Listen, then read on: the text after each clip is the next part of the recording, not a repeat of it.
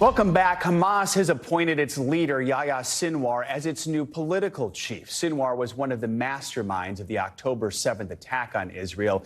He takes over from his predecessor, who was assassinated in Iran last week. The attack was widely believed to be carried out by Israel, though Israel has neither confirmed nor denied responsibility. Since then, Iran has vowed retaliation, but Secretary Blinken says the U.S. has been urging both Israel and Iran to de-escalate tensions. We've been in constant contact with partners in the region and well beyond.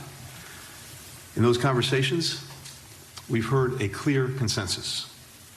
No one should escalate this conflict. We've been engaged in intense diplomacy with allies and partners, communicating that message directly to Iran. We've communicated that message directly to Israel. NBC News international correspondent Raf Sanchez joins us now from Tel Aviv. So, Raf, tell us a little more about Sinwar becoming the new political chief of Hamas. What's the reaction in Israel and just across the region? So, Joe, from Israel's perspective, they already had a bullseye on Sinwar's back. He is their #1 most wanted man, the man who masterminded the October 7th attack. They say the fact that he's now Hamas's political chief changes nothing, and that they intend to find him and to kill him. They believe that he is hiding in the tunnels underneath southern Gaza right now, and they say it is only a matter of time before they catch him. Now, remember, Israel has killed Ismail Haniyeh, the Hamas political chief, in that assassination in Iran. According to Iran, Israel is refusing to comment. They've also killed Hamas's military chief, and they have killed Haniyeh's deputy, the #2 political figure.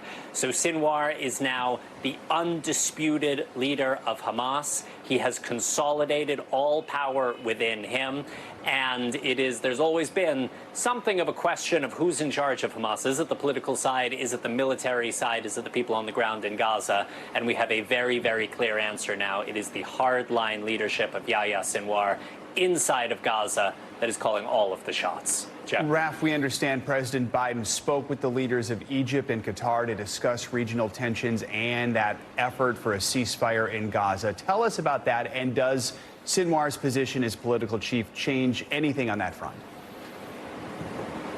So the Biden administration is saying this doesn't seem likely to impact the ceasefire negotiations. And the point they make is that because Sinwar is the one on the ground, because he is the one who has had the hostages in his custody the whole time, he has ultimately been the decider for Hamas. Even if these political figures were showing up to the talks in Doha, it was ultimately Sinwar. Take a listen to how Secretary Blinken described it.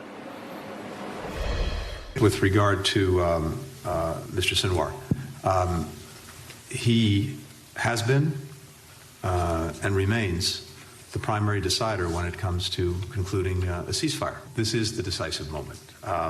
The negotiations have reached their final stage, and we believe strongly that they should come across the finish line very, very soon.